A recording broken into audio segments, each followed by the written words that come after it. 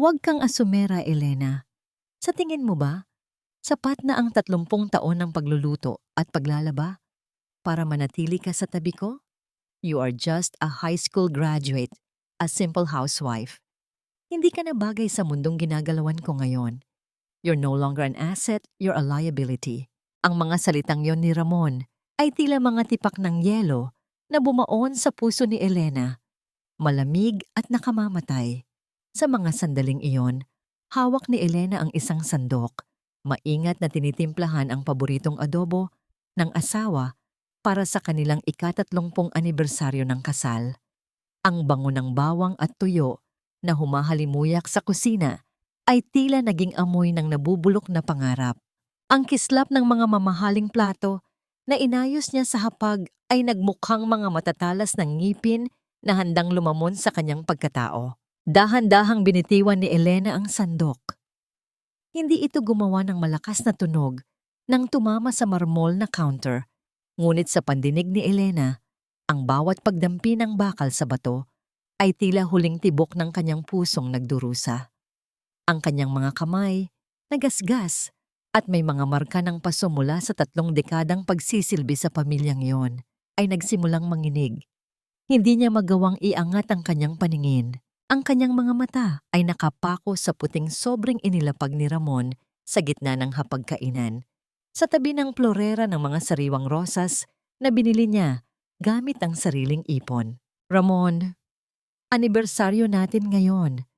Ang tanging naibulalas ni Elena sa boses na tila isang pabulong na panalangin na hindi diringgin ng langit. Ang kanyang lalamunan ay tuyot, tila may mga tinik na nakabara sa bawat salitang nais niyang bitawan. Isang malutong na tawa ang narinig niya mula sa likuran ni Ramon. Ang kanyang biyenan, si Doña Victoria, ay pumasok sa kusina habang paypay ang kanyang sarili. Ang mukha ay puno ng pandidiri habang nakatingin sa suot na apron ni Elena. Anniversary? My God, Elena. Ang sabihin mo, 30 taon mo na kaming pinahihirapan sa amoy ng bawang na kumakapit sa mga gamit dito sa bahay. Pasalamat ka nga at pinatagal ka ni Ramon ng ganito kahaba. Any other man with an MBA would have left a high school dropout like you years ago. Maging praktikal ka naman. You don't belong in this mansion anymore. Look at yourself. Amoy kusina ka. Amoy pawis. Habang ang anak ko, pabango ng tagumpay ang suot. Ang bawat salita ni Doña Victoria ay tila isang hagupit ng latigo na nag-iiwan ng sugat sa kaluluwa ni Elena. Nadama niya ang unti-unting pagbigat ng kanyang mga binti. Tila ang semento ng mansyong yon ay humihigop sa kanyang lakas. Ang paligid na dati niyang itinuturing na tahanan ay biglang naging isang banyagang lugar. Ang mga kurtinang siya ang nagtahi, ang mga kasangkapang siya ang nagpakintab araw-araw, ay tila tumatalikod na rin sa kanya. Nanatiling tahimik si Ramon. Ang kanyang mga mata ay walang mababakas na awa. Tanging pagkabagot lamang. Para sa kanya, ang babaeng nasa harapan niya ay hindi ang asawang nagtrabaho bilang katulong noon para lang matustusan ang kanyang pag-aaral sa kolehiyo. Hindi ito ang babaeng naging sandigan niya noong wala pa siyang pangalan. Ang nakikita lang niya ay isang lumang gamit na kailangan ng palitan ng mas bago at mas makintab. Nariyan na sa loob ng sobre ang kailangan mong malaman, Elena. Pirmahan mo na ang annulment papers.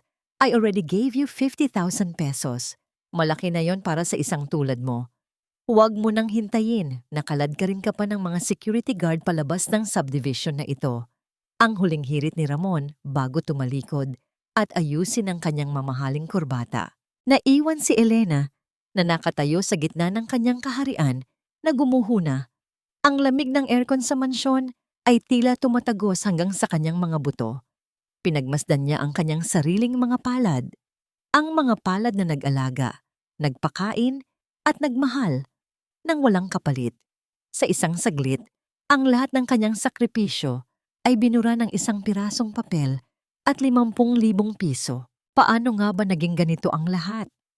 Paano naging basura ang isang pusong ang tanging kasalanan ay ang magmahal ng sobra sa mga taong ang tingin sa pag-ibig ay isang transaksyon lamang? Sa gitna ng kanyang pagkasira, isang katanungan ang pilit na umaaling-awngaw sa kanyang isipan, tila isang mahabang buntong hininga ng gabi.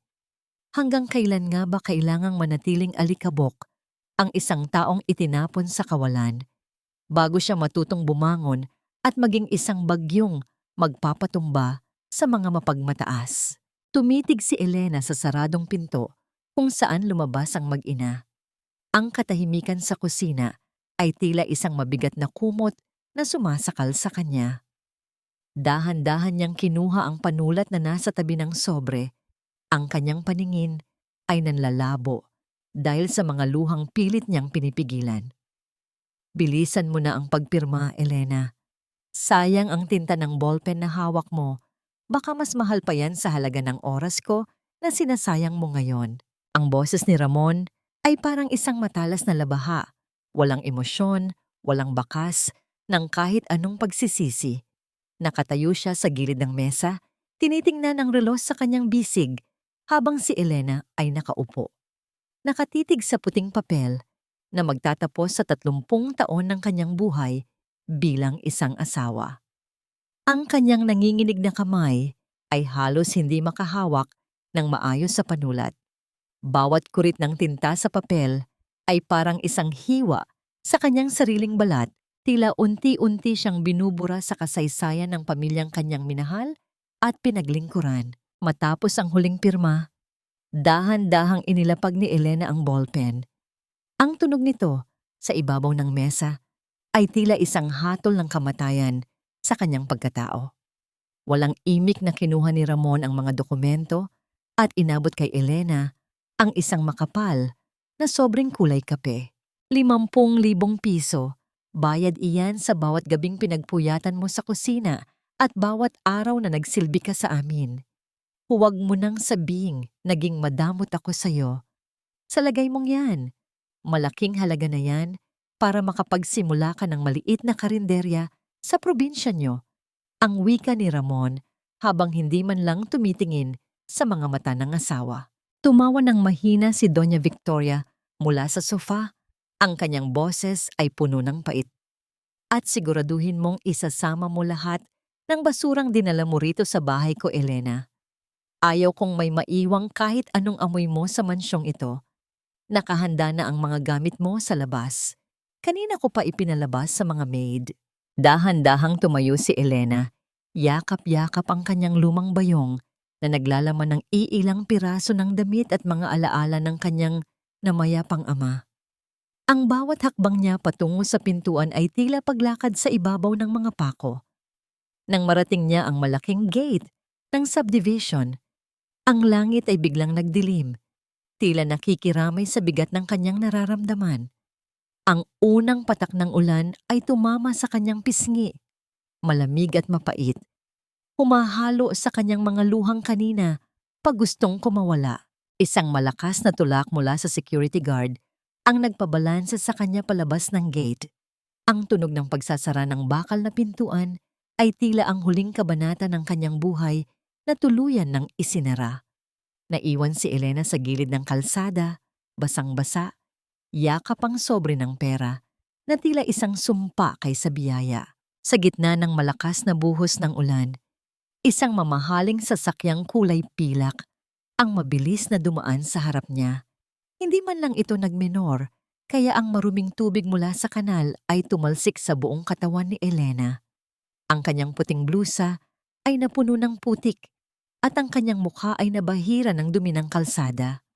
Mula sa bintana ng sasakyan, nakita niya ang isang babaeng maganda, naka-makeup at nakaalahas, si Chloe. Ngumiti ito sa kanya bago mabilis na lumayo ang sasakyan. Iniwan si Elena na nakaluhod sa putikan. Nabitawan ni Elena ang kanyang bayong at mula rito ay nalaglag ang isang lumang litrato. Ang litrato ng kanyang ama, ang tanging taong naniwala sa kanyang halaga. Mabilis niyang pinulot ang larawan mula sa putik. Pinunasan ito gamit ang kanyang nanginginig na mga daliri habang ang ulan ay patuloy na humahagupit sa kanyang likuran. Tay, pasensya na po. Wala na po akong matuluyan. Ang bulong ni Elena sa gitna ng hikbi. Ang kanyang boses ay nilalamon ng dagundong ng kulog. Pakiramdam niya ay isa siyang basahan na matapos gamitin ay itinapon na lang sa kalsada upang mabulok. Ang 50,000 piso sa kanyang kamay ay tila mas mabigat pa sa 1 toneladang bato ang halaga ng kanyang dignidad na niyurakan ng mga taong itinuring niyang mundo. Sa gitna ng kanyang pag-iisa at kawalan ng pag-asa, isang itim na sasakyan ang dahan-dahang huminto sa kanyang harapan. Ang ilaw nito ay tila sumisilaw sa kanyang mga matang puno ng luha. Bumukas ang pinto at isang lalaking nakasut ang bumaba. May dalang payong upang takpan si Elena mula sa ulan. Chairman Elena, kanina pa po namin kayo hinahanap. Ang malalim na boses ng lalaki ay tila isang himala sa gitna ng bagyo. Napatingala si Elena. Ang tubig ulan ay dumadaloy sa kanyang mukha habang pilit na inaaninag ang estranghero. Ang kanyang puso ay tumibok ng mabilis, hindi dahil sa takot, kundi dahil sa isang kakaibang pakiramdam na hindi niya maipaliwanag. Sino ang lalaking ito? At bakit siya tinatawag na sa isang titulong kailanman ay hindi niya napanaginipan?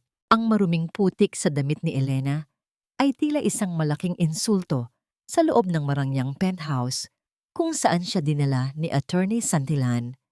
Ang malambot na carpet ay tila tumatangging danyusan ng kanyang sapatos at ang bawat sulok ng silid na puno ng mga antigong kagamitan ay tila nagtatanong kung bakit ang isang sugatang kaluluwang tulad niya ay naroroon.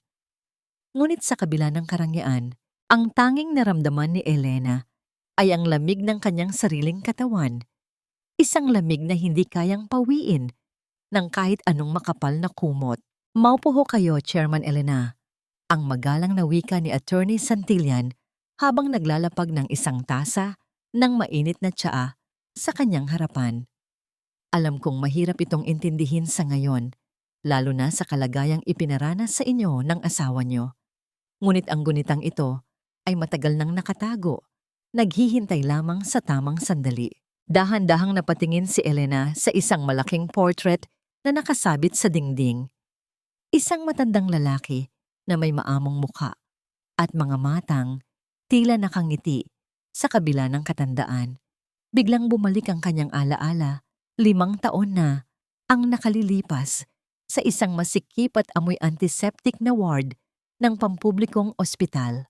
Tila bumalik ang kanyang gunita sa mga gabi kung kailan, matapos ang kanyang pagtatrabaho sa bahay ni Ramon, ay dumidiretso siya sa ospital para bantayan ang kanyang amang may sakit.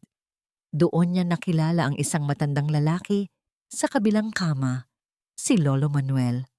Walang bumibisita rito, walang nagdadala ng pagkain, at tila nakalimutan na ng mundo. Dahil sa busilak na puso, hindi natiis ni Elena ang matanda. Pinaghahati niya ang kakaunting baon niya. Pinupunasan ang katawan nito at kinakausap sa gitna ng malalim na gabi para lang hindi ito makaramdam ng takot. Hindi mo naman ako kailangang tulungan, iha. Wala akong pambayad sa iyo. Ang laging sambit noon ni Lolo Manuel sa pagitan ng kanyang pag-ubo. Ngunit ang sagot ni Elena ay laging isang matamis na ngiti. Ang pagtulong po ay hindi binabayaran, Lolo. Ang mahalaga po, hindi kayo nag-iisa. Hindi alam ni Elena na ang matandang lalaking iyon na mukhang palaboy sa kanyang paningin ay si Don Manuel Valderrama, ang nagtatag ng V-Empire. Ang kumpanyang pinagtatrabahuhan ni Ramon, ang kumpanyang naging dahilan ng pagiging mayabang ng kanyang asawa. Inilabas ni Attorney Santillan ang isang makapal na folder at isang sulat na may selyo ng dugo. Bago pumanaw si Don Manuel, iniwan niya ang lahat sa inyo. Kayo ang nag-iisang tagapagmana ng kanyang mga shares. Sa madaling salita, Chairman Elna, kayo ang may-ari ng lupang kinatitirikan ng mansyong kinalakihan ni Ramon. Kayo ang may-ari ng opisina kung saan siya nagmamataas. Nabitawan ni Elena ang tasa ng tsa.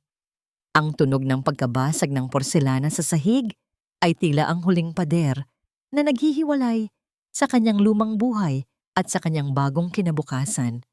Ang kanyang puso ay kumalabog ng matindi, tila isang tambol na nagbabadya ng digmaan. Bakit ngayon niyo lang sinabi?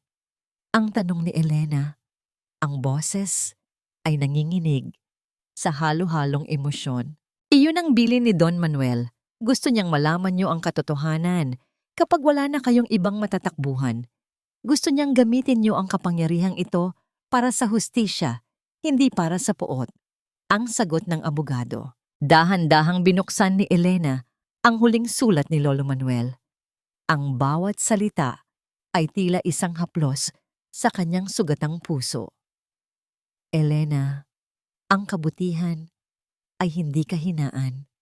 Ang mundong ito ay malupit sa mga taong marunong magmahal, ngunit ang pusong tulad mo ang siyang dapat namumuno. Kunin mo ang korona na karapat-dapat sa'yo. Huwag mong hayaang yurakan ka ng mga taong ang tingin sa ginto ay mas mahalaga kaysa sa dangal. Isang mahabang sandali ng katahimikan ang bumalot sa silid. Tumayo si Elena at dahan-dahang lumakad patungo sa malaking salamin na abot hanggang kisame. Pinagmasdan niya ang kanyang refleksyon. Nakita niya ang isang babaeng basang-basa ng ulan, madumi ang damit, at may mga luhang tuyo na sa pisngi. Ngunit sa likod ng mga matang iyon, may isang bagong apoy na nagsisimulang mag-alab.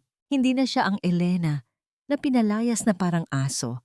Hindi na siya ang Elena na itinatapon ang pinaghirapang luto dahil amoy mahirap. Ang bawat patak ng putik sa kanyang blusa ay tila naging mga medalya ng kanyang pagsasakripisyo. Inangat niya ang kanyang baba, ang kanyang mga balikat ay tumuwid, at ang kanyang mukha ay nagkaroon ng isang kakaibang awtoridad na kailanman ay hindi nakita ni Ramon. Hindi na ako ang Elena na pinaluhod niyo sa putikan. Ang pabulong niyang panata sa sarili, habang ang liwanag ng mga ilaw ng lungsod ay sumasalamin sa kanyang mga mata. Mula sa araw na ito, sisiguraduhin kong ang bawat luhang ibinuhos ko ay babalik sa inyo bilang isang bagyong hindi nyo matatakasan. 30 taon kong ginamit ang mga kamay na ito para maglinis ng dumi ng iba, Attorney Santillan. Ngayon, gagamitin ko ito para linisin ang sarili kong kumpanya. Ang tinig ni Elena ay wala na ang panginginig na dulot ng takot. Sa halip, ito ay may lalim ng isang dagat na payapa sa ibabaw, ngunit may naglalakihang alon sa ilalim. Nakatayo siya sa harap ng malawak na bintana ng penthouse, pinagmamasdan ang nagtataasang mga gusali ng Makati. Ang kanyang mga daliri, na dati ay amoy bawang at sabon, ay dahan-dahang humahaplos sa mamahaling tela ng kanyang bagong suot na blazer. Ang bawat hibla ng tela ay tila nagbibigay sa kanya ng isang uri ng baluti na hindi kailanman naibigay ng kanyang lumang apron. Handa na ang lahat, Chairman Elena. Tugon ni Attorney Santillan habang inaayos ang mga dokumento sa mesa. Ipapasok kita sa kumpanya bilang isang anonymous consultant. Walang makakaalam na ikaw ang may-ari hanggat hindi dumarating ang annual general meeting.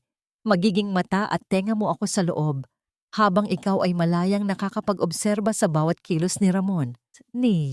Isang matipid na ngiti ang sumilay sa mga labi ni Elena. Gusto kong makita kung paano niya uubusin ang sarili niya sa pag-aakalang siya ang hari, habang ang tronong inuupuan niya ay unti-unti ko nang tinatabas ang mga paa. Nang sumunod na araw, pumasok si Elena sa gusali ng V Empire.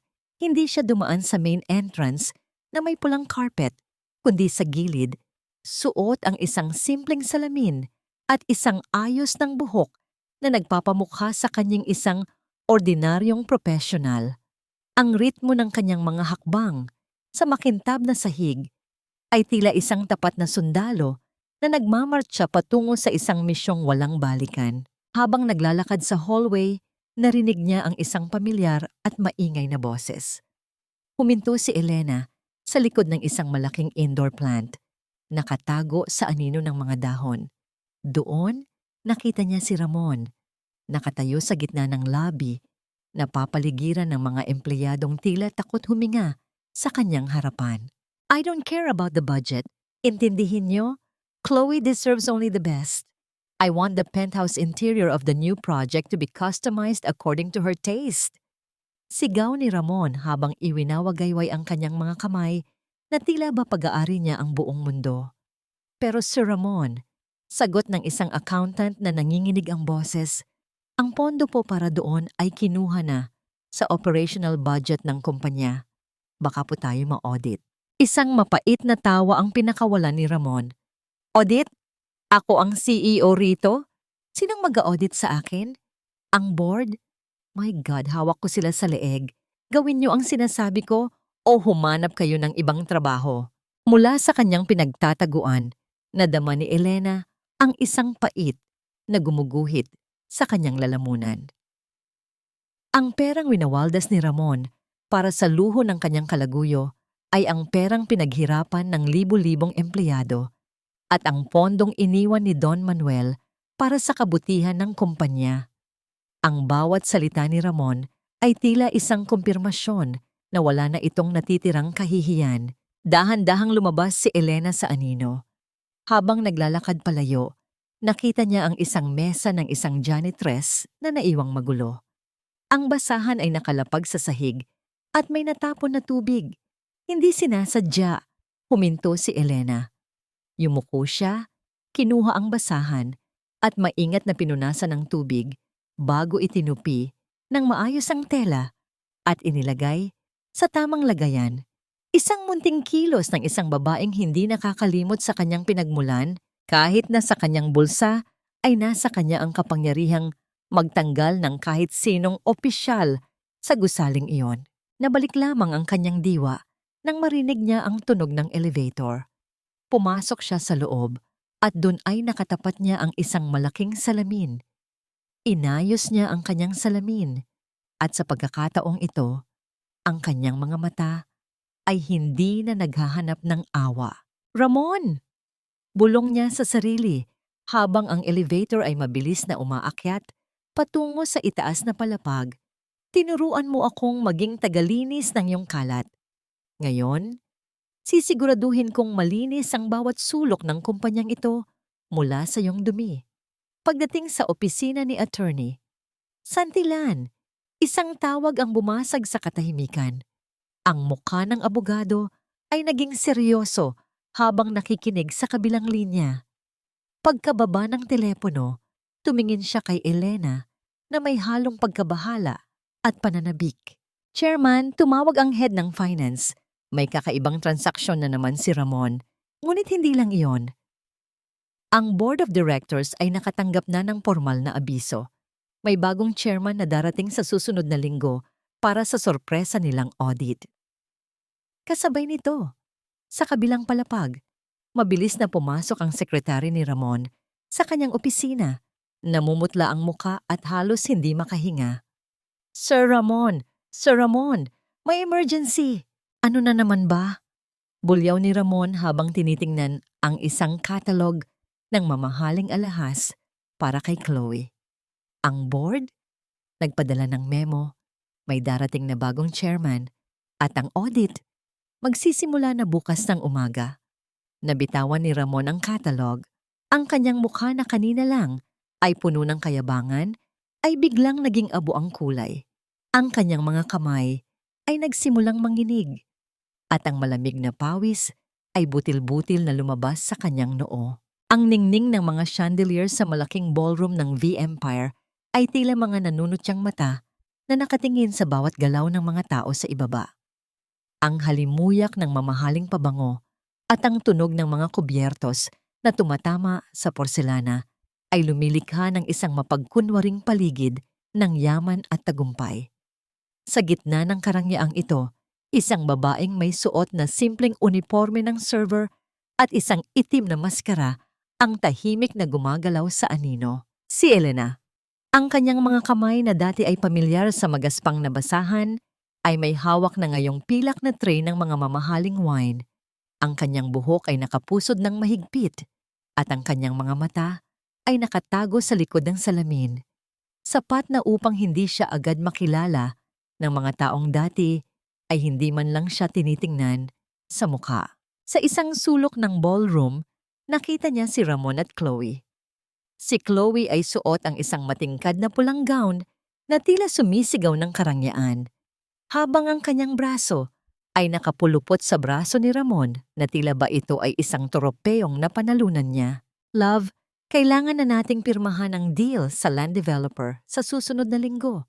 Ang narinig ni Elena na bulong ni Chloe habang lumalapit siya para maglagay ng inumin.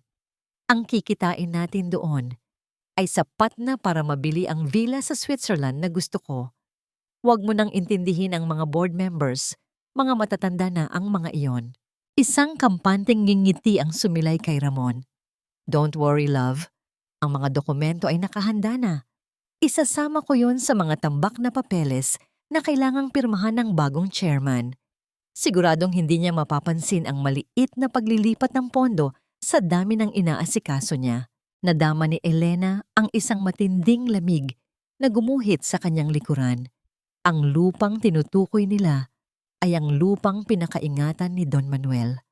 Ang lupang nakalaan para sa pabahay ng mga matatandang empleyado. Ang pagbebenta nito ay hindi lamang pagnanakaw sa kumpanya, kundi pagtatraidor sa pangarap ng matandang nagtiwala sa kanya. Nabalik ang diwa ni Elena nang marinig ang isang matinis na sigaw. Hoy! Bingi ka ba? Sabi ko, ayaw ako ng red wine! Gusto ko ng puti! Bulyaw ni Chloe sa isang batang babaeng server na nasa kabilang mesa. Sa takot ng bata, nanginig ang kamay nito at bahagyang natapon ang ilang patak ng inumin sa sapatos ni Chloe. You stupid girl! Alam mo ba kung magkano ang sapatos na ito? Mas mahal pa ito sa buhay mo at sa buong pamilya mo. Muling sigaw ni Chloe, sabay ang isang marahas na pagtulak sa balikat ng batang server. Ang tunog ng tray na bumagsak sa sahig ay tila isang hudyat ng digmaan sa pandinig ni Elena. Hindi nakapagtimpi si Elena. Dahan-dahan siyang lumapit, ang bawat hakbang ay puno ng bigat at awtoridad. Pinulot niya ang tray ng bata at hinawakan ang nanginginig nitong balikat bago hinarap ang babaeng nakapula. Ang dumi sa sapatos ay kayang punasan ng tubig at sabon, ma'am. Ang wika ni Elena sa isang boses na malalim at puno ng kapangyarihan. Ngunit ang dumi sa asal ng isang tao ay hindi kayang linisin ng kahit anong mamahaling pabango. Natigilan ang buong paligid. Ang katahimikan ay tila isang mabigat na kumot na bumalot sa ballroom. Nanlaki ang mga mata ni Chloe sa galit, habang si Ramon ay tila biglang naging estatwa. Tinitigan ni Ramon ang server. Ang kanyang mga mata ay pilit na inaaninag ang pamilyar na boses at ang mga matang tila may dalang apoy mula sa kanyang nakaraan. Sino ka para pagsalitaan ako ng ganyan? Gigil na tanong ni Chloe. Ramon, tignan mo ang empleyado mo. Napakabastos. Lalapit sana si Ramon para harapin ang server, ngunit sa isang mabilis at tila aksidenteng pagkilos, ang basong hawak ni Elena ay bahagyang tumagilid. Ang malapot at pulang wine ay dahan-dahang bumuhos sa gitna ng mamahaling gown ni Chloe, na lumikha ng isang malaking mantsa na tila isang bukas na sugat. Ay pasensya na po. Masyado po kasing madulas ang sahig, kasing dulas ng mga plano ng ibang tao rito. Ang malamig na wika ni Elena habang diretsong nakatingin sa mga mata ni Ramon. Napasinghap ang mga bisita. Si Chloe ay halos maglupasay sa galit habang sinusubukang punasan ang kanyang damit. Ngunit ang wine ay mabilis na kumalat. Si Ramon naman ay nanatiling nakatitig kay Elena. Ang kanyang noo ay nakakunot at ang kanyang puso ay nagsimulang kumalabog sa kaba. Bakit parang kilala ko ang mga matang yon? Ang pabulong na tanong ni Ramon sa sarili habang pinapanood ang server na dahan-dahang naglalakad palayo. Diretso ang likod at hindi man lang lumingon. Ang amoy ng mamahaling wine na kumapit sa hangin ay tila naging amoy ng isang paparating na trahedya para kay Ramon. Habang si Elena, sa kabilang dako, ay dahan-dahang nagtanggal ng kanyang maskara sa dilim ng hallway, ang kanyang mga mata ay naglalayab sa determinasyon. Ang piging na ito ay simula pa lamang. Ilabas mo ang matandang yan dito. Hindi ako pumasok sa relasyong ito para maging caregiver. Ang matinis na boses ni Chloe ay umalingaw-ngaw sa pasilyo ng mansyon. Tila isang matalim na kutsilyo na humihiwa sa katahimikan ng gabi. Sa loob ng madilim na silid, nakahiga si Doña Victoria. Ang kanyang katawan ay mahina at ang kanyang balat ay tila tuyot na papel. Ang hangin sa loob ay mabigat, amoy gamot at amoy ng isang silid na hindi naaalagaan. Isang malaking kontras sa dati nitong bango ng lavender at sariwang linen noong si Elena paang namamahala. Dahan-dahang napapikit si Victoria. Ang bawat paghinga niya ay may kasamang hapo. Naalala niya ang mga daliri ni Elena, mga daliring kahit magaspang ay laging banayad kapag hinihilot ang kanyang sumasakit na mga binti. Naalala niya ang tsaa na laging nasa tamang init at ang paraan ng pag-aayos ni Elena ng kanyang unan upang maging komportable ang kanyang pagtulog. Sa loob ng 30 taon, itinuring niyang natural na karapatan ang serbisyong yon, isang bagay na akala niya ay kayang bilhin ng pera. Ramon, pagsabihan mo ang babaeng yan. Ang pabulong na sigaw ni Victoria nang pumasok ang kanyang anak sa silid. Ngunit si Ramon ay mukhang mas matanda pa sa kanyang tunay na edad. Ang kanyang kurbata ay maluwag, ang kanyang buhok ay gulo-gulo, at ang kanyang mga mata ay may malalim na itim na marka ng puyat. Simula nang umalis si Elena, ang mansyon ay naging isang malaking pasanin. Ang mga kasambahay ay naglalayasan dahil sa kasungitan ni Chloe. Ang mga pagkain ay laging sunog o kaya ay walang lasa at ang mga bayarin na dati ay hindi niya iniisip dahil si Elena ang nag-aayos ay unti-unti nang nagpapatong-papatong. Mama, please, may malaki akong problema sa kumpanya. Huwag niyo na munang dagdagan ang iniisip ko. Ang malamig na sagot ni Ramon habang naghahanap ng malinis na medyas sa kanyang cabinet na ngayon ay tila dinaanan ng bagyo. Wala siyang mahanap na malinis. Lahat ay nagkumpul-kumpul, gusot at may hindi masarap na amoy. Doon lamang tumama sa kanyang isipan ang isang masakit na katotohanan. Ang kapayapaang tinatamasa niya noon ay hindi galing sa kanyang pera o sa kanyang MBA, kundi mula sa isang babaeng minaliit niya ang talino dahil lamang sa hindi ito nakapagtapos ng pag-aaral. Kinabukasan, isang malaking buke ng puting bulaklak ang dumating sa pintuan ng mansyon. May kasama itong isang eleganteng card. Akala ni Victoria ay galing ito sa isa sa kanyang mga kaibigan sa club. Ngunit nang buksan niya ang card, ang kanyang mukha ay biglang naging abo ang kulay. Hindi ito mensahe ng pagbati. Ito ay isang detalyadong invoice. Isang listahan ng lahat ng perang ginastos ni Elena mula sa sarili niyang ipon para sa mga gamot ni Victoria, para sa mga repair ng bahay na hindi binayaran ni Ramon, at para sa bawat sakripisyong hindi na itala sa loob ng 3 dekada. Sa dulo ng papel, may isang maikling mensahe na nakasulat sa magandang Tagalog. Ang utang na loob ay hindi kailanman nababayaran ng pera, ngunit ang utang sa bulsa ay dapat na ibalik sa tamang nagmamay-ari. Ito ang halaga ng serbisyong itinuring niyong basura. Nanginginig ang mga kamay ni Victoria habang binabasa ang kabuuang halaga.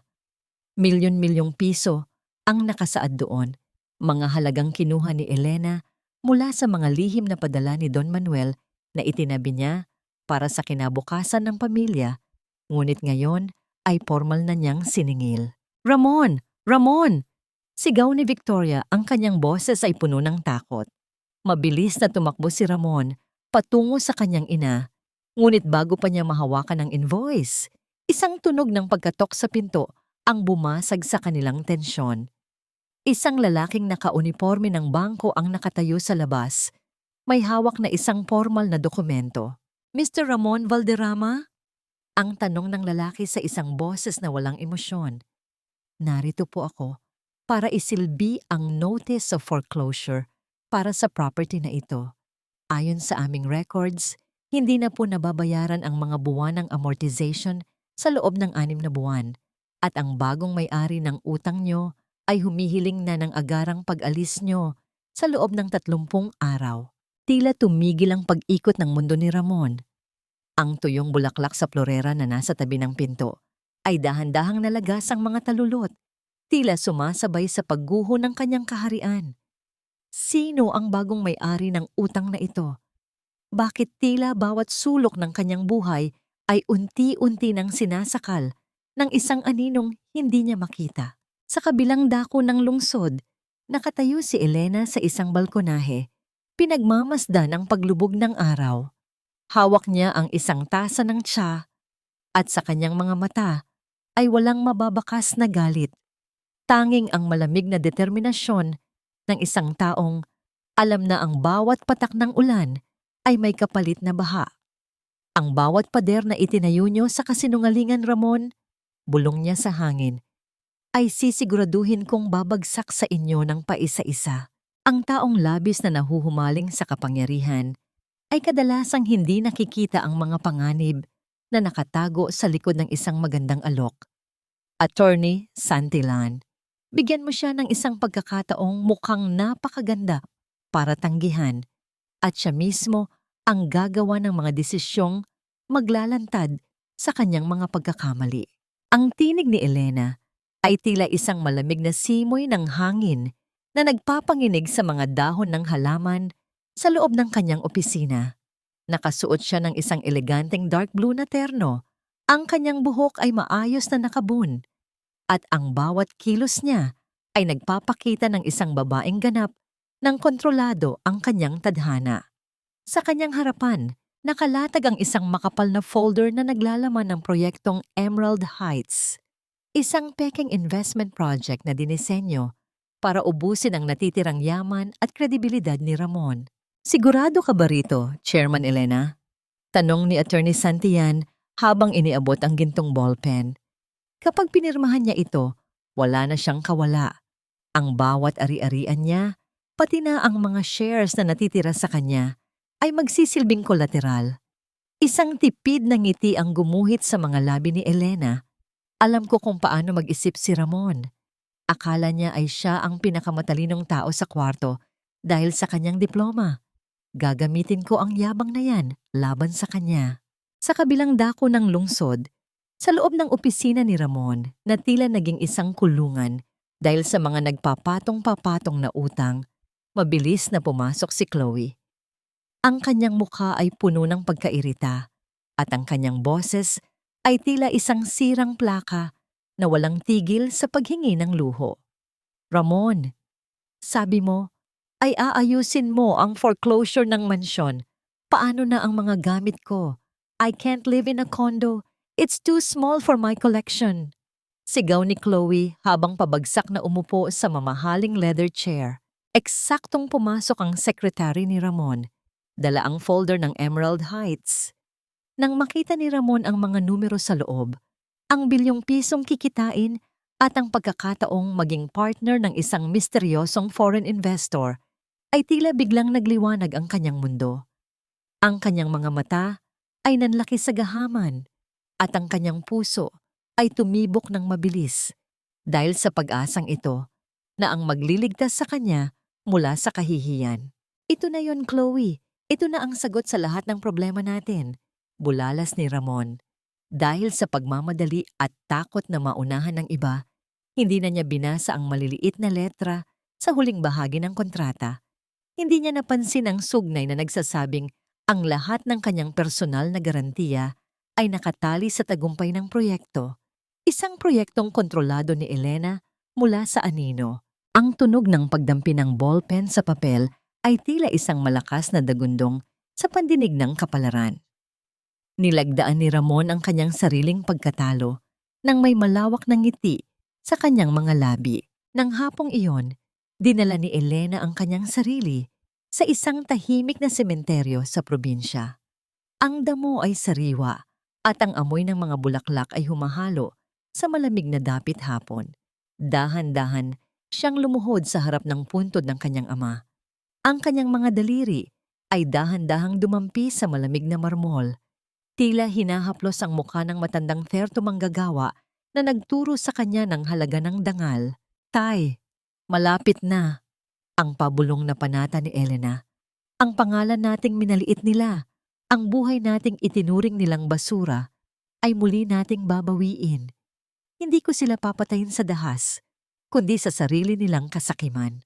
Isang butil ng luha ang pumatak sa kanyang pisngi, hindi dahil sa lungkot, kundi dahil sa ginhawa ng isang anak na sa wakas ay makakapagbigay ng katarungan sa kanyang magulang. Nabalik lamang ang kanyang diwa nang marinig ang tunog ng pag-vibrate ng kanyang telepono. Isang mensahe mula kay Attorney Santillan. The mouse has taken the bait. The audit begins tomorrow. Sa loob ng opisina ni Ramon, habang masayang nagbubukas ng isang bote ng mamahaling champagne kasama si Chloe, isang biglang pagkatok sa pinto ang bumasag sa kanilang selebrasyon. Pumasok ang head auditor ng kumpanya kasama ang dalawang lalaking naka-uniforme ng pulis. Mr. Valderrama, we need to talk. May mga irregularidad kaming nakita sa mga accounts na pinirmahan mo kanina lang. Nabitawan ni Ramon ang baso ng champagne. Ang tunog ng pagkabasag ng kristal sa sahig ay tila ang huling hininga ng kanyang kaligayahan. Ang kanyang mga kamay ay nagsimulang manginig at ang lamig ng aircon sa silid ay tila naging isang nagyayelong hangin na sumasakal sa kanyang leeg. Sino ang nag-traders sa kanya? At paano nalaman ng board ang tungkol sa transaksyong akala niya ay lihim? Sa gitna ng kanyang takot, naalala niya ang mga mata ng server sa party. Ang mga matang tila nakatingin sa kanyang kaluluwa mula sa kadiliman. Ang dilim sa loob ng mansyon ng mga Valderrama ay tila isang malapot na putik na sumasakal sa bawat hininga ni Doña Victoria. Wala ng kuryente, wala na ring tubig. Ang marangyang kristal na chandelier na dati ay nagbibigay ng liwanag sa kanyang pagmamataas ay nakabitin na lamang ngayon na parang isang kalansay ng nakaraan.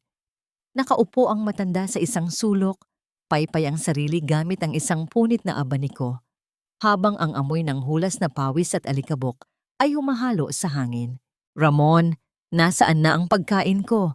Gutom na ako. Ang paos na sigaw ni Victoria, ngunit ang tanging sumagot sa kanya ay ang aling-awngaw ng sarili niyang boses sa loob ng walang lamang bahay. Sa labas ng gate, nakatayo si Ramon. Tinitingnan ang kanyang cellphone na kanina pa walang signal dahil hindi na rin nabayaran. Ang kanyang mukha ay hulas, ang kanyang mamahaling suit ay may mantsana ng kape, at ang kanyang mga mata ay puno ng paranoia. Ngunit sa kabila ng lahat ng problemang ito, ang tanging iniisip niya ay si Chloe, ang babaeng akala niya ay ang kanyang kaligtasan. Hindi niya alam, sa loob ng isang tinted na sasakyan na dahan-dahang dumadaan sa harap ng mansyon, ay nakatingin sa kanya si Elena. Mula sa likod ng madilim na salamin ng kotse, pinagmasdan ni Elena ang lalaking dati ay itinuring niyang Diyos. Ngayon, ang nakikita na lamang niya ay isang anino ng taong puno ng kasakiman. Ang makitang si Ramon ay naglalakad sa kalsada, pagod, dugyot, at tila hindi malaman kung saan pupunta, ay nagbigay kay Elena ng isang uri ng kapayapaang hindi kayang bilhin ng bilyong piso. Isang maikling sulyap, isang huling pagtingin sa kanyang nakaraan, bago niya iniutos sa driver na bilisan ang takbo. Attorney Santillan, ibigay mo na ang mga sobre kay Ramon, ang malamig na utos ni Elena sa kanyang telepono. Gusto kong makita niya kung gaano kapait ang lasa ng sarili niyang gamot. Pagkalipas ng isang oras, nakatanggap si Ramon ng isang anonymous na brown envelope. Sa loob nito ay mga litrato. Mga litratong hindi niya inaasahan. Doon ay nakita niya si Chloe, hindi sa opisina, kundi sa isang mamahaling hotel bar, nakasandal sa balikat ng isang lalaking mas bata at mukhang mas mayaman. Ang mas masakit, nakita niya sa isang litrato na hawak ni Chloe ang kanyang sariling credit card. Ang card na sinabi ni Chloe na gagamitin para sa emergency funds ng kumpanya habang ibinibili ito ng mamahaling relo para sa lalaking kasama niya. Hindi, hindi ito totoo. Mahal ako ni Chloe. Ang bulong ni Ramon. Ngunit ang bawat litrato ay tila isang malakas na sampal na gumigising sa kanya mula sa isang mahabang panaginip. Dinala siya ng kanyang mga paa sa hotel na nasa litrato. Ang bawat hakbang niya sa lobby ay tila paglakad sa ibabaw ng nagbabagang uling. Ang kanyang puso ay tumitibok ng mabilis, isang marahas na ritmo ng selos at galit na tila sasabog sa loob ng kanyang dibdib. Habang papasok siya sa elevator, ang bawat palapag na nadadaanan ay tila nagpapabigat sa kanyang pakiramdam. Nang bumukas ang pinto ng elevator sa ika-10 palapag, nakita niya ang pamilyar na tawa ni Chloe. Doon, sa tapat ng silid 104, nakatayo si Chloe. Suot ang isang manipis na damit habang nakapulupot ang mga bisig sa lalaking nasa litrato. Si Mark, ang dating driver na tinanggal ni Elena noon dahil sa pagnanakaw, ngunit ngayon ay mukhang isang prinsipe dahil sa perang kinakamkam ni Chloe mula kay Ramon. "Don't worry, Marky." Ang narinig ni Ramon na boses ni Chloe, malandi at mapang-asar. "Konting tiis na lang. Kapag nakuha ko na ang huling pirma ni Ramon, sa transfer of assets, iiwan na natin ang tarantadong yon. He's so stupid, akala niya talaga, mahal ko siya. Ni hindi ko nga siya mabuhat dahil sa amoy niyang amoy luma at amoy talo." Tila tumigil ang mundo ni Ramon. Ang bawat salita ni Chloe ay parang isang balisong na pilit na ibinabaon sa kanyang likuran. Ang kanyang mga kamay ay naging kamao at ang kanyang mga mata ay nanlabo dahil sa halo-halong galit at kahihiyan. Naalala niya si Elena. Si Elena na kahit kailan ay hindi siya pinagtaksilan. Si Elena na kahit kailan ay hindi siya pinagtawanan sa likod niya. Si Elena na binitawan niya para sa isang babaeng ituturing lang pala siyang isang basahang mapapakinabangan. Biglang sumabog ang galit ni Ramon. Mabilis siyang sumugod patungo sa dalawa. Ang kanyang hininga ay gulo-gulo at ang kanyang mukha ay pulang-pula sa puot. "Chloe!" Ang sigaw niya na bumasag sa katahimikan ng pasilyo. Natigilan si Chloe. Ang basong hawak niya ay dahan-dahang nadulas mula sa kanyang kamay. Bumagsak sa carpeted na sahig nang walang ingay, ngunit ang pagkabasag nito sa kanyang isipan ay tila isang malakas na pagsabog. Ang maskara ng kagandahan at pag-ibig ay tuluyan ng nalaglag. Inilalantad ang isang mukhang puno ng takot at pagtatraidor. Ang bawat hakbang ni Ramon sa loob ng madilim na mansyon ay tila paglubog sa isang malalim at maputik na hukay. Wala nang kislapang sahig na dati ay kasing kinang ng salamin. Ang amoy ng nabubulok na pagkain mula sa ref na wala ng kuryente ay humahalo sa amoy ng alikabok na kumakapit sa bawat sulok ng bahay.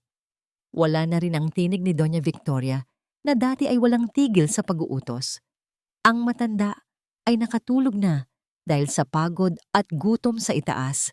Iniwan si Ramon sa gitna ng katahimikan na tila ba ay isang buhay na nilalang na sumasakal sa kanya. Dahan-dahan siyang naupo sa sahig ng kusina. Ang kanyang likod ay nakasandal sa malamig na cabinet. Ang kanyang kurbata ay nakasabit na lamang sa kanyang leeg na parang isang lubid. Sa loob ng 3 araw, hindi niya napalitan ang kanyang suot na barong. Ang dating mabangong CEO ay amoy pagkatalo na ngayon. Lumingon siya sa kalan. Tila nakikita niya ang anino ni Elena na nakatayo roon, masayang naghahalo ng sabaw habang hinihintay siyang umuwi. Naalala niya kung paano laging mainit ang tubig na pampaligo niya, kung paano laging mabango at maayos ang kanyang mga panloob, at kung paano laging may nakahandang gamot sa tabi ng kama kapag sumasakit ang kanyang ulo mula sa trabaho. "Elena." Ang pabulong na tawag niya sa pangalan ng asawa.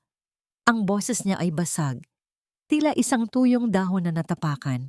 Kinuha niya ang kanyang cellphone at pilit na tinawagan ang lumang numero ni Elena sa ika-100 pagkakataon. Ngunit ang tanging sumasagot ay ang mechanical na boses na nagsasabing hindi na ito maabot. Sinubukan din niyang tawagan ang kanilang mga anak na nasa abroad, ngunit bawat tawag niya ay dumidiretso sa voicemail. Ang kanyang sariling mga anak ay tila naging mga estranghero na rin sa kanya. Isang masakit na bunga ng mga taon kung kailan hinayaan niyang sirain ni Doña Victoria at Chloe ang imahe ng kanilang ina sa kanilang mga isipan. Sa kanyang paghahanap ng kahit anong pagkain sa mga drawer, may isang bagay na nahulog mula sa likod ng isang lumang garapon ng asukal. Isang gusot na sobre. Dahan-dahan niya itong binuksan sa ilalim ng liwanag ng buwan na dumadaan sa bintana. Isa itong sulat ni Elena na may petsang 10 taon na ang nakalilipas. Noong panahong halos sumuko na si Ramon dahil sa pagkalugi ng kanyang unang negosyo. Ramon, alam kong pagod ka na, pero huwag kang mag-alala. Narito lang ako. Ibinenta ko ang huling alahas na pamana ni nanay para pandagdag sa kapital mo. Hindi ko kailangan ng mamahaling gamit basta makita lang kitang muling nakangiti. Naniniwala ako sa'yo, hindi dahil sa diploma mo, kundi dahil sa taong nakilala ko noong wala pa tayong kahit ano. Mahal kita. Isang malakas na hikbi ang kumawala sa dibdib ni Ramon. Ang bawat salita sa sulat ay tila isang mariing sampal na nagpapaalala sa kanya kung gaano siya naging bulag. Ang babaeng itinuring niyang walang alam ay ang siya palang pundasyon ng lahat ng mayroon siya. Si Elena ang nagtahi ng kanyang mga pakpak. Ngunit nang makalipad na siya, ang unang ginawa niya ay ang sipain ito pababa. Naisipan niyang tumayo para kumuha ng tubig, ngunit ang kanyang kamay ay napahawak sa isang lumang apron na nakasabit sa likod ng pinto. Inilapit niya ito sa kanyang mukha. Sa kabila ng tagal ng panahon, tila naroon pa rin ang mahinang amoy ng luya at ang init ng pagmamahal ni Elena. Doon, sa gitna ng madilim at maruming kusina, ang dating mapagmataas na si Ramon ay tuluyan ng gumuho. Napahagulgol siya habang yakap ang maruming apron. Ang kanyang mga luha ay bumabasa sa tela na tila ba ito na lamang ang huling koneksyon niya sa kaligayahang kailanman ay hindi nababalik. Nabalik lamang ang kanyang diwa nang marinig niya ang isang kalabog sa may pintuan sa harap. Hindi ito katok, kundi ang tunog ng isang mabigat na bagay na inihulog sa sahig. Sa ilalim ng pinto, isang puting sobre ang nakasingit. Dahan-dahan niyang kinuha ang sobre. Ang mga letra sa labas ay malalaki at tila sumisigaw ng katotohanan. Final notice, foreclosure of property. Ang bahay na ito, ang mansyong naging simbolo ng kanyang kayabangan, ay kukunin na sa kanya bukas na bukas din. Ang tunog ng lumang orasan sa sala ay tila naging bawat segundo ng kanyang nalalabing oras sa mundong dati ay pag-aari niya. Ang bawat tiktak ay tila isang paalala na sa pagdating ng bukang liwayway, wala na siyang matatawag na tahanan dahil ang tunay na tahanan ay matagal na niyang pinalayas sa gitna ng ulan. Ang sikat ng araw na tumatagos sa malalaking bintana ng penthouse ay tila isang pagbabasbas para sa bagong umagang ito. Sa harap ng isang malaking salamin, nakatayo ang isang babaeng hindi na makikilala ng nakaraan. Ang dating Elena na nakasuot ng kupas na duster at amoy usok ng kalan ay wala na. Ang nakaharap sa salamin ngayon ay isang reynang binuo mula sa mga abo ng kanyang sariling pagtitiis. Isang eleganteng puting suit ang yumayakap sa kanyang katawan, simbolo ng kalinisan ng kanyang layunin at ng kapangyarihang hindi kailanman kayang bilhin ng puot. Ang kanyang buhok ay nakaayos sa isang sopistikadong estilo na naglalantad sa kanyang leeg, kung saan nakasabit ang isang pambihirang kwintas na gawa sa mga perlas at diamante, isang huling pamana ni Don Manuel na itinago ni Attorney Santillan para sa pagkakataong ito. Ang bawat kislap ng alahas ay tila bumubulong ng mga kwento ng karangalan na matagal nang kinalimutan ng mga taong nakapaligid sa kanya. Chairman Elena, narito na ang huling folder ng mga ebidensya. Ang magalang na tinig ni Attorney Santillan ang bumasag sa katahimikan. Ang abogado ay nakatayo malapit sa pintuan. Ang kanyang mukha ay kakikitaan ng matinding paggalang at pananabik para sa araw na ito. Dahan-dahang kinuha ni Elena ang folder. Hinaplos ng kanyang mga daliri ang mga dokumentong magiging mitya ng katapusan ni Ramon.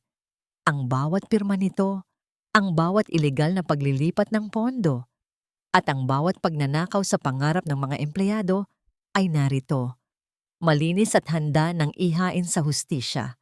Sa loob ng ilang linggo, naging mata at tenga siya sa loob ng kumpanya, nakikipag-usap sa mga maliliit na empleyadong tapat sa alaala ni Don Manuel. Nalaman niya ang kanilang mga hinaing, ang kanilang mga takot, at ang kanilang pag-asang may darating na magliligtas sa kanila mula sa kamay ng isang diktador na tulad ni Ramon. Bago lumabas ng penthouse, huminto muna si Elena sa harap ng isang maliit na altar. Nag-alay siya ng isang sandali ng katahimikan. Hindi siya nanalangin para sa paghihiganti, kundi para sa kalakasan ng loob.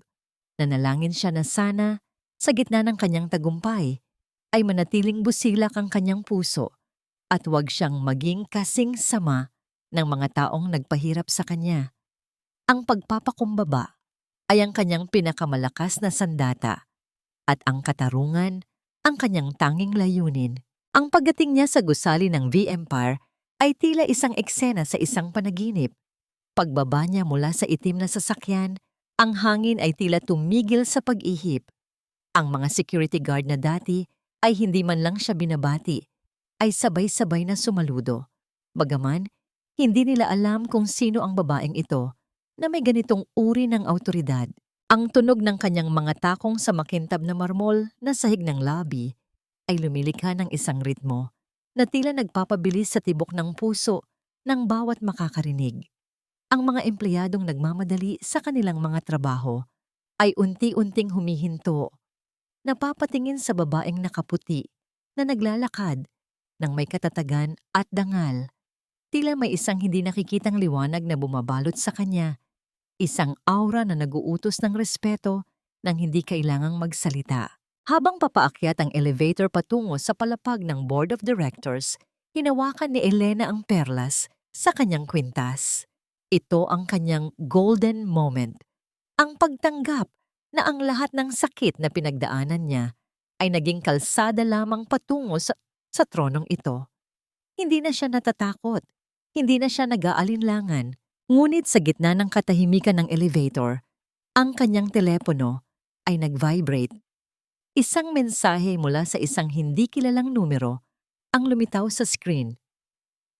Huwag kang masyadong kampante, Elena.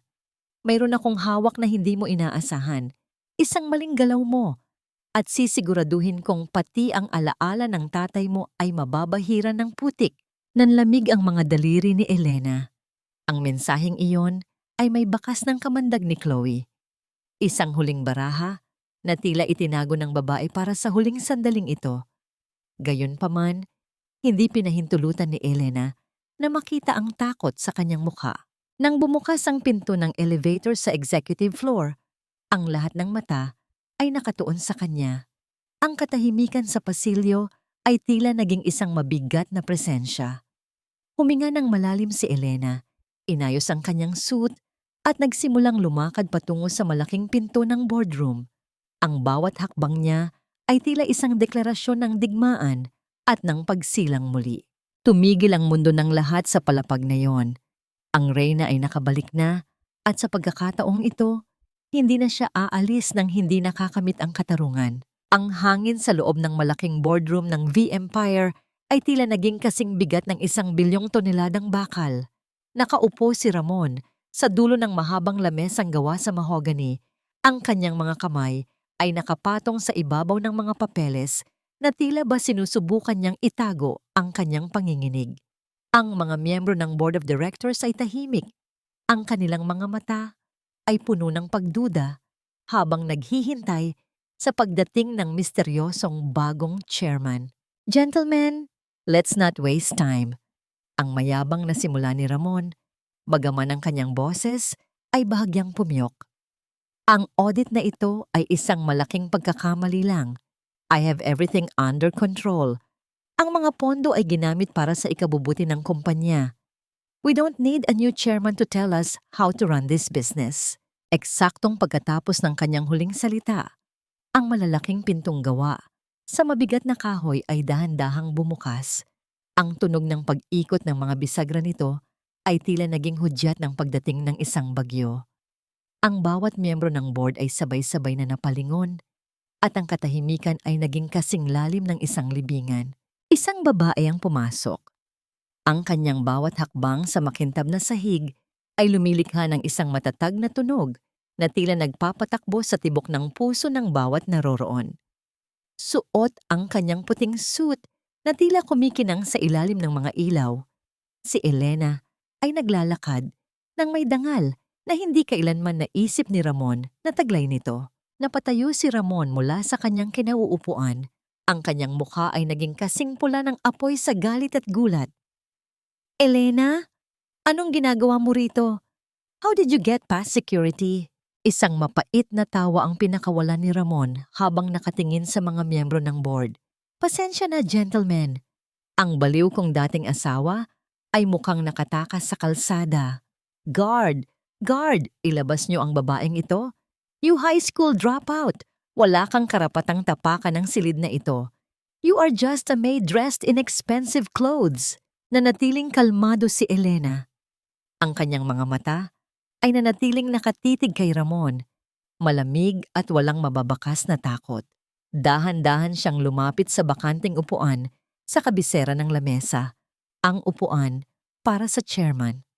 Maupo ka, Ramon. Ang tanging wika ni Elena sa isang boses na malalim, banayad, ngunit puno ng awtoridad na tila nagpapaliit sa pagkatao ni Ramon. Are you kidding me? Sino ka para utusan ako? This is my boardroom. This is my company. Muling bulyaw ni Ramon. Ang kanyang mga ugat sa leeg ay tila puputok na. Sa sandaling iyon, tumayo si Attorney Santillan na nasa tabi ni Elena. Inayos ng abogado ang kanyang salamin at iniharap ang isang gintong folder sa lahat. Gentlemen of the board, ang simula ng abogado sa isang boses na formal at matatag. I am here to formally introduce the majority shareholder and the sole successor of Don Manuel Valderrama. Meet Chairman Elena, the true owner and the supreme head of V-Empire. Tila tumigil ang paghinga ni Ramon. Ang kanyang mga tuhod ay biglang nanghina. Tila ang semento sa ilalim ng kanyang mga paa ay naging putik. Dahan-dahan siyang napaupo. Ang kanyang mga mata ay nanlalaki habang nakatingin kay Elena. Ang katahimikan sa silid ay tila sinasakal siya. Hindi maaari. Isang high school grad lang siya. Paano siya magiging chairman? Ang pabulong na tanong ni Ramon. Ang kanyang boses ay tila isang paslit na nawawala sa dilim. Inilapag ni Elena ang folder na dala niya sa ibabaw ng lamesa. Hindi diploma ang nagpapatakbo sa kumpanyang ito, Ramon. Ang katapatan at dangal ang nagtayo sa V-Empire. Mga bagay na matagal mo nang itinapon para sa sarili mong kasakiman. Dahan-dahang binuksan ni Elena ang folder at iniharap ang mga dokumento ng audit. Narito ang lahat ng ebidensya ng iyong pagnanakaw. Ang proyektong Emerald Heights na akala mo ay magliligtas sa iyo. Iyon ang huling pako sa iyong kabaong. Ang bawat sentimong kinuha mo sa pondo ng mga empleyado ay nakatala rito. May pirma mo at may patunay ng iyong pagtatraidor. Ang bawat salita ni Elena ay tila isang matalim na karayom na tumutusok sa balat ni Ramon. Ang mga miyembro ng board ay nagsimulang magbulungan. Ang kanilang mga tingin kay Ramon ay puno na ng pagkasuklam. Ang kislap ng perlas sa leeg ni Elena ay tila sumasalamin sa bawat luhang ibinuhos niya noon. Ngunit ngayon ay naglalayab na bilang katarungan. Elena, please. Ang huling pakiusap ni Ramon, ang kanyang tinig ay wala na ang kayabangan. Tanging desperasyon na lamang. Ngunit hindi na lumingon si Elena. Ang kanyang mukha ay tila isang estatwa ng hustisya. Sa gitna ng katahimikan, ang malakas na tunog ng pagbukas ng pinto ay muling narinig. 3 lalaking nakauniporme ng pulis ang pumasok. Ang mga posa sa kanilang baywang ay kumikislap sa ilalim ng liwanag.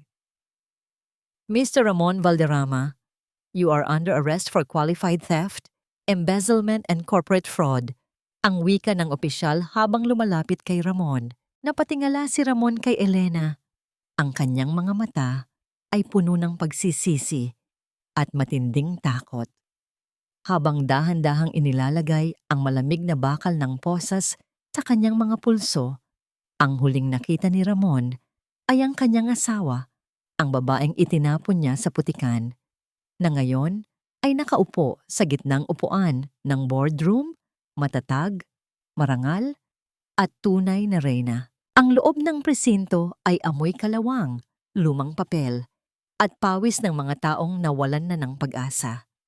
Sa loob ng isang maliit at madilim na selda, nakaupo si Ramon sa isang malamig na bangkong gawa sa semento. Ang kanyang mamahaling suit ay gusot na at ang kanyang kurbata ay wala na sa kanyang leeg. Ang bawat tunog ng pagpihit ng susi sa mga reha sa malayo ay tila isang paalala na ang kanyang mundo, na dati ay puno ng kislap at papuri, ay tuluyan ng gumuho. Attorney Santillan, nasaan si Chloe? Bakit wala pa siya rito para magpiyansa sa akin? Ang nanginginig na tanong ni Ramon sa abogado na nakatayo sa labas ng rehas. Isang mapait na ngiti ang sumilay sa labi ng abogado. Mr. Valderrama, si Chloe ay wala na sa inyong condominium.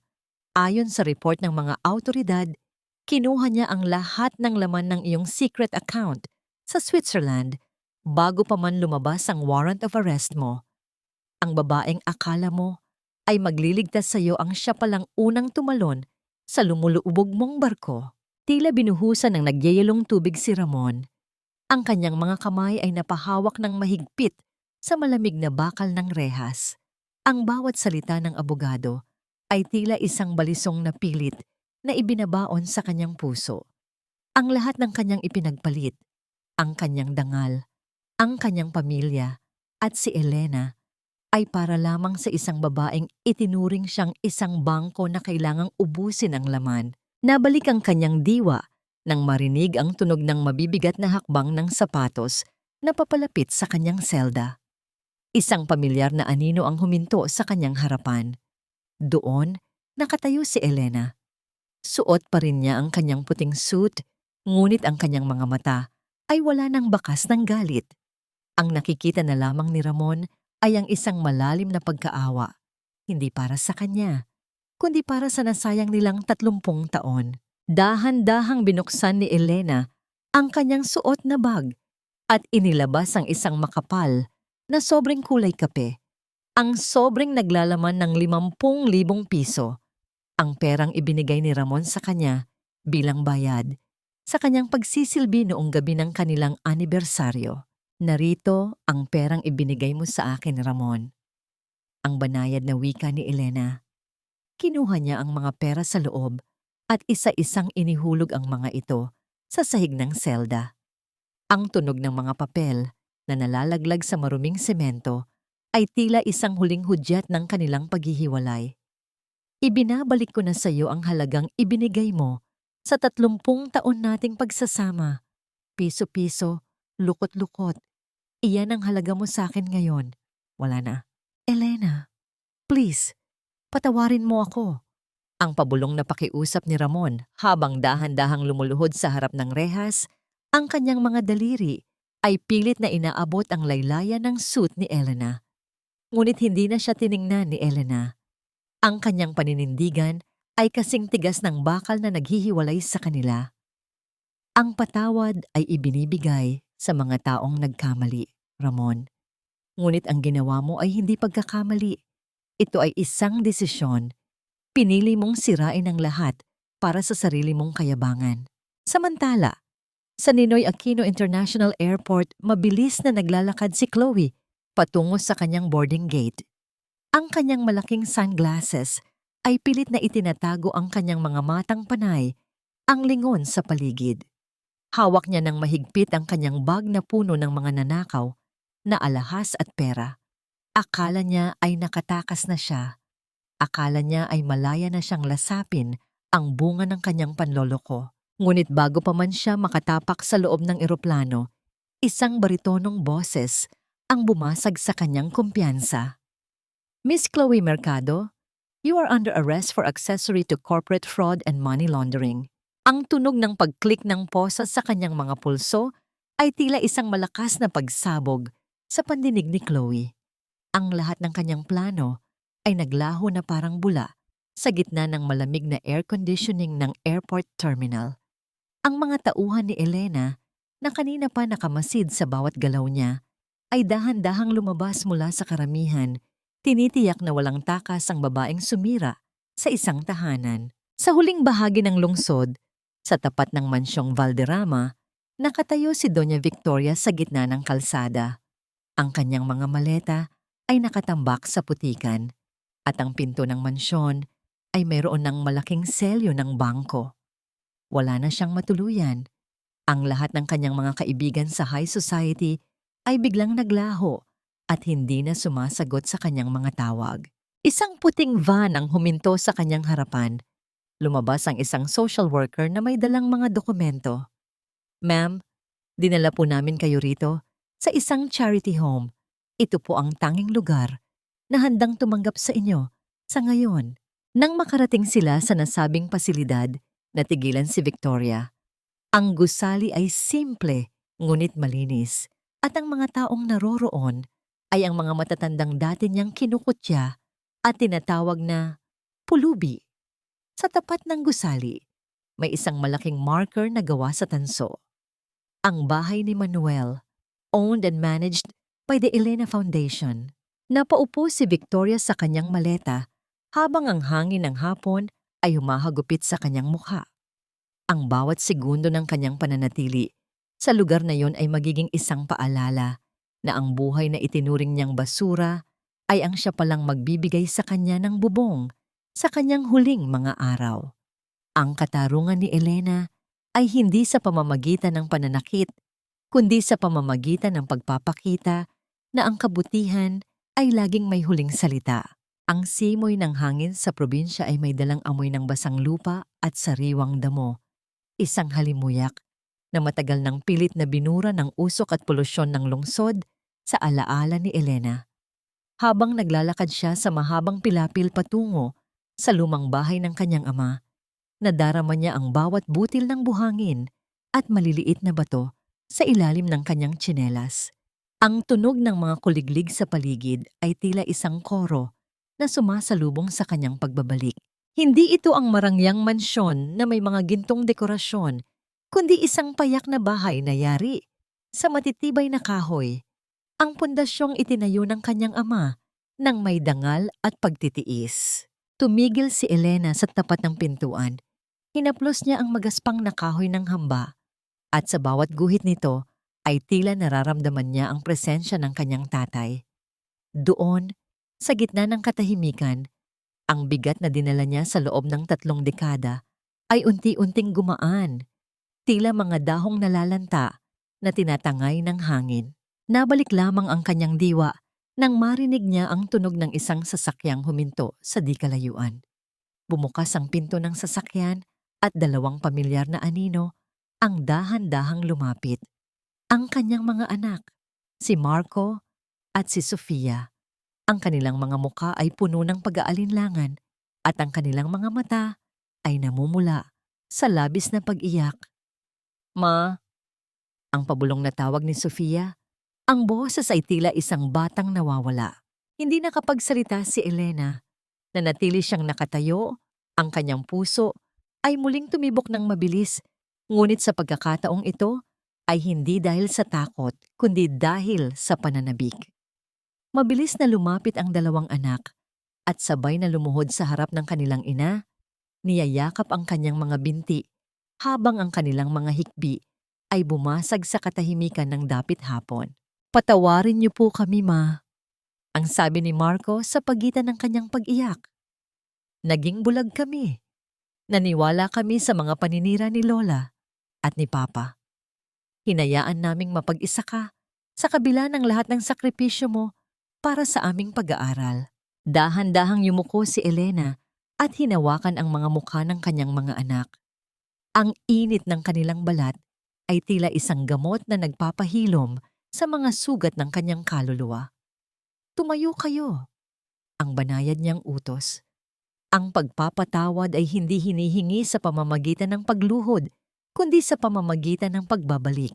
Ang mahalaga, narito na kayo. Nang gabing iyon, muling nabuhay ang lumang kusina. Ang tunog ng paghiwa ng bawang at sibuyas, ang halimuyak ng ginigisa na manok, at ang tawanan ng mag-iina ay bumalot sa buong kabahayan. Walang mga serbidor, walang mga maskara. Tanging ang tunay na pagmamahalan ng isang pamilyang muling nabuo mula sa mga piraso ng pagkakamali. Sa gitna ng kanilang pagkain, ibinahagi ni Elena ang kanyang plano para sa Elena Foundation, ang pagtatayo ng mga paaralan para sa mga batang mahihirap sa kanilang probinsya upang wala nang kailangang dumanas ng pangungutya dahil lamang sa kawalan ng diploma. Pagkatapos ng hapunan, lumabas si Elena sa balkonahe. Ang langit ay puno ng mga bituin na tila mga diamanteng isinabog sa itim na pelus. Pinagmamasdan niya ang malawak na bukirin na ngayon ay pag-aari na rin niya, hindi para tayuan ng mga kondominium, kundi para manatiling lunti ang simbolo ng pag-asa. Nadama niya ang isang malalim na kapayapaan, ang uri ng katahimikan na tanging ang isang pusong marunong magpatawad at magpalaya ang makakatanggap. Gayunpaman, sa gitna ng kanyang pagmuni-muni, lumapit ang kanyang katiwala na si Mang Jose. May hawak itong isang madilaw na sobre na tila matagal nang nakatago. Ma'am Elena, may nag-iwan po nito sa gate kanina. Sabi po ay ibigay ko raw sa inyo kapag handa na kayong harapin ang nakaraan. Ang wika ng matanda, bago dahan-dahang lumayo. Binuksan ni Elena ang sobre. Sa loob nito ay isang sulat na may pamilyar na sulat kamay. Magaspang, mabilis, at may mga bahid ng tuyong luha. Galing ito kay Ramon, mula sa loob ng bilangguan. Ang unang pangungusap pa lang ay tila isang malamig na hangin na dumampi sa kanyang balat. Elena, bago ako tuluyang lamunin ng dilim dito, may isang katotohanang hindi ko nasabi sa iyo tungkol sa pagkamatay ng iyong ama. Nanginig ang mga daliri ni Elena. Ang papel ay tila naging kasing bigat ng isang malaking bato. Anong lihim ang itinatago ni Ramon tungkol sa kanyang ama? Ang kapayapaang kapira-piraso pa lamang niyang nabubuo ay tila muling nanganib na mabasag ng isang katotohanang hindi niya inaasahan. Ang bawat letra sa papel na hawak ni Elena ay tila naging isang maliit na uling na unti-unting pumapaso sa kanyang mga palad. Sa loob ng sulat, inamin ni Ramon ang isang katotohanang matagal na niyang ibinaon sa limot. Noong panahong naghihingalo ang ama ni Elena dahil sa sakit sa puso, si Ramon ay may hawak na sapat na pondo. Ngunit imbes na ibigay ito para sa operasyon ng biyenan, pinili niyang gamitin ang pera para sa down payment ng kanyang unang luxury car upang magmukhang matagumpay sa harap ng mga kliyente. Nagsinungaling siya kay Elena, sinabing hindi na aprubahan ang kanyang loan, habang ang matanda ay dahan-dahang binawian ng buhay dahil sa kawalan ng panggamot. Ang sakit na naramdaman ni Elena ay hindi na lamang basta hapdi. Ito ay isang malalim na sugat na tila muling binuksan at binuhusan ng asin. Ang lalaking pinag-alayan niya ng 30 taon ay hindi lamang nagnakaw ng kanyang kasalukuyan, kundi naging dahilan din ng maagang pagkawala ng kanyang nakaraan. Nang sumunod na araw, bumalik si Elena sa lungsod. Sa loob ng silid-dalaw ng bilangguan, ang amoy ng luma at malamig na semento ay tila sumasakal sa bawat hininga. Nakaharap niya si Ramon sa likod ng makapal na salamin. Ang dating mapagmataas na CEO ay tila isang tuyong dahon na lamang na ngayon. Payat, madilim ang ilalim ng mga mata at halos wala ng buhok. Ang kanyang mga kamay ay nanginginig habang hawak ang telepono para makausap ang asawa. Bakit mo ginawa yon, Ramon? Ang tanong ni Elena. Ang kanyang boses ay kalmado, ngunit may talim na tila kayang humiwa ng bakal. Ang buhay ng tatay ko ay ipinagpalit mo sa isang bakal na sasakyan? Yumuko si Ramon. Ang kanyang mga luha ay pumatak sa maruming lamesa. Ang tunog ng kanyang pagsinghot ay ang tanging bansa sa katahimikan ng silid. Elena, nabulag ako ng ambisyon. Akala ko, Kapag naging mayaman ako, makakalimutan ko ang lahat ng kasalanan ko. Pero bawat gabi, ang mukha ng tatay mo ang nakikita ko.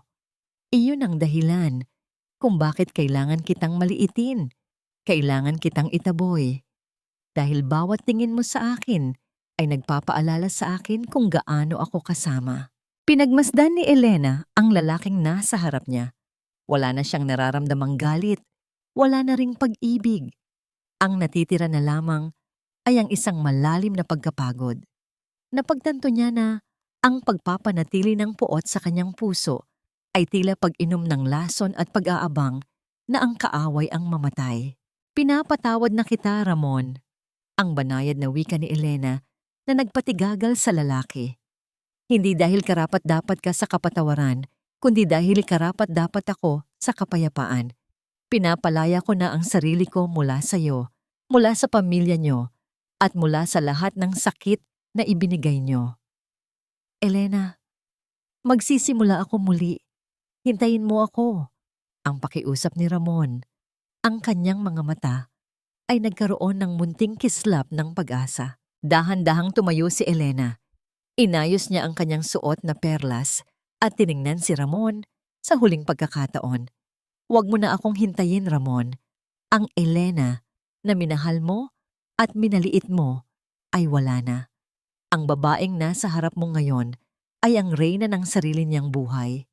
Ang ating kwento ay natapos na sa araw na pinalayas mo ako sa gitna ng ulan. Dinala ni Elena ang kanyang sarili palabas ng bilangguan. Ang sikat ng araw ay tumama sa kanyang mukha. Mainit at nagbibigay ng bagong lakas. Ang bawat hakbang niya palayo sa gusaling iyon ay tila pagtanggal ng isang mabigat na tanikala mula sa kanyang mga paa. Pagkalipas ng ilang buwan, isang malaking pagtitipon ang naganap sa harap ng isang bagong gusali sa probinsya. Ang disenyo nito ay simple ngunit elegante. Napapaligiran ng mga luntiang puno at mga bulaklak. Nakasuot ng isang simpleng asul na dress, tumayo si Elena sa harap ng maraming tao. Ang tunog ng gunting na humihiwa sa ribon ay tila isang awit ng tagumpay. Ipinapahayag ko ang formal na pagbubukas ng Elena Foundation for Practical Arts and Business. Ang wika niya sa gitna ng malakas na palakpakan. Dito, ang bawat pangarap ay walang kinikilalang diploma. Ang tanging kailangan ay isang pusong marunong lumaban at isang dangal na hindi kayang tapatan ng pera. Sa gitna ng kasiyahan, isang batang babae ang lumapit kay Elena at nag-abot ng isang tumpok ng sariwang sampagita. Ang halimuyak ng mga bulaklak ay humalo sa hangin, tila isang halik ng langit. Ngunit sa likod ng malaking gate ng foundation, isang itim na sasakyan ang dahan-dahang huminto. Isang anino ang lumabas, tila may dalang isang balitang muling susubok sa katatagan ng bagong tatag na kapayapaan ni Elena. Ang ilaw ng mga dambuhalang chandelier sa loob ng Grand Ballroom ay tila naging mga saksi sa isang kaganapang hindi kailanman naisip ng marami na mangyayari. Sa gitna ng entablado, nakatayo si Elena, suot ang isang gown na kulay ginto na tila humahabi ng liwanag sa bawat galaw niya. Sa kanyang paligid ay ang mga pinakamataas na opisyal ng bansa, mga negosyanteng may mga titulong nanggaling sa mga prestihiyosong unibersidad sa ibang bansa, at mga taong dati ay tinitingnan lamang siya bilang isang anino sa likod ni Ramon. Ang parangal na Businesswoman of the Year ay ibinibigay sa isang babaeng nagpatunay na ang tunay na talino ay hindi nasusukat sa kapal ng diploma. Ang anunsyo ng host na sinundan ng isang masigabong palakpakan na tila yumanig sa buong gusali. Dahan-dahang lumapit si Elena sa mikropono. Inayos niya ang kanyang salamin at tiningnan ang madla. Sa isang sulok, nakita niya ang kanyang mga anak na sina Marco at Sofia, na ang mga mata ay nagniningning sa labis na pagmamalaki para sa kanilang ina. Wala na ang takot sa kanyang dibdib, wala na ang panginginig ng kanyang mga kamay. Ang bawat linyang nakaukit sa kanyang mukha ay mga marka ng digmaang kanyang napanalunan. 30 taon akong naging alikabok sa paningin ng iba. Ang simula ni Elena, ang kanyang boses ay malinaw at tumatagos sa bawat sulok ng silid. Tinuruan ako ng mundong ito na ang isang housewife na hindi nakapagtapos ng kolehiyo ay walang puwang sa gitna ng tagumpay. Ngunit natutunan ko rin na ang pinakamatibay na pundasyon ay hindi ang semento, kundi ang dangal, ang pagtitiis at ang busilak na puso. Ang V-Empire ay hindi ko pinamunuan gamit ang mga formula sa libro, kundi gamit ang mga aral ng buhay na natutunan ko sa loob ng kusina at sa pag-aalaga ng pamilya.